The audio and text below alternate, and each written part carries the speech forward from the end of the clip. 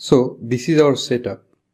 You can see that this is the database server, and this database server is directly connected to the switch to the Ethernet cable. This is the Raspberry Pi, which is powered on from a power bank. Okay, and the Raspberry Pi is connected to this Arduino. The Arduino is getting power from the Raspberry Pi, and the sensors, the output wires of proximity switch, will be connected between this yellow wire and this white wire, and the output wires of the heat detectors will be connected between this red wire and this white wire, and white wire is the common wire. And this is the client machine where we will get the voice. You can see that there is no monitor in the Raspberry Pi. We can take the Raspberry Pi on a remote from this client machine using VNC. Now, this client machine is a laptop, and this Raspberry Pi are connected to the same network switch wirelessly. Okay, so we have a network switch. I am unable to show this network switch to you right now, and this server is directly connected to the switch using this Ethernet cable, and this Raspberry Pi and this client machines are connected wirelessly to the switch. Let us now simulate.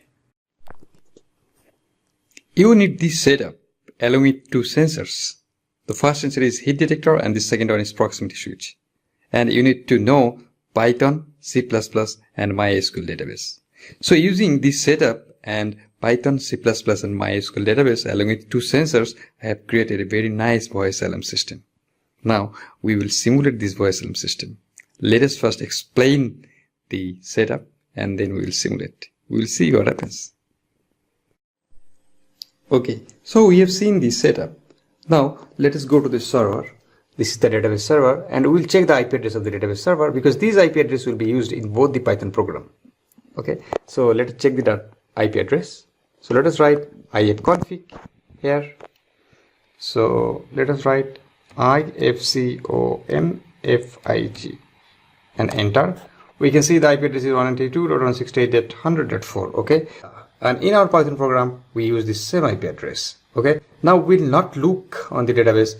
We will open this client machine because from the client machine we can access the Raspberry Pi on remote as well as we can access the database also. Okay. And for simulation, let us not connect those sensors. We will short from the cable and we will simulate. Okay, so let us start. Let us go to the client machine and we will simulate. So now I am on the client machine and this is the Raspberry Pi. First to check that the database server is running or not.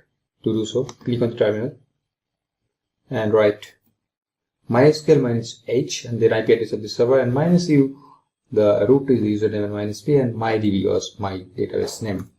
It is asking the password. Press 1 2 3 4 5 6 and press enter. Yeah, so now I am in MySQL DB. Okay, with MySQL DB, please write select star from my table, because our table name was my table. Now let us run this Python program in the Raspberry Pi. So let us go to another terminal, and the name of our Python program was data.py. So let us run this data.py and press enter. Okay, so data I updated in the server, so this Python program is running in the Raspberry Pi. So now our last job is to run the Python program in the client machine. So let us go to the client machine and let us run the Python program.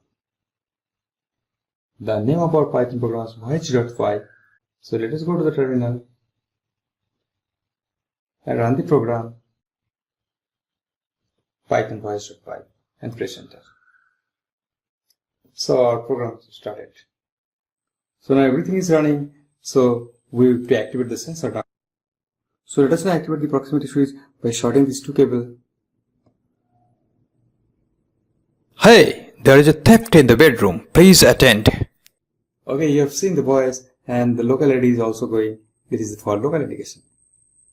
Okay. Let us now activate the heat detector by shorting this to cable. Let us see what happens. This is the local indication. Fire in the bedroom. Please attend. We have seen there is a voice as well as there is an alarm written in the terminal. There is a fire in the bedroom. Previously we got the alarm also. There is a theft in the bedroom for this. So okay.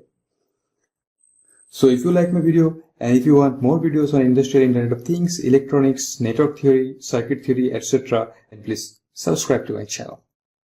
But one thing I should mention here that these voice alarm systems, we have used 2 laptops on Raspberry Pi.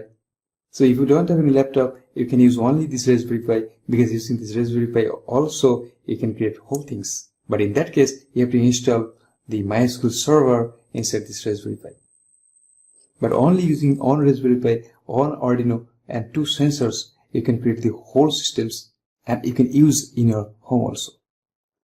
But it is better to use 2 laptops because the system I have shown you is normally used in an industry, because in industry separately database servers are used and separately client machines are used.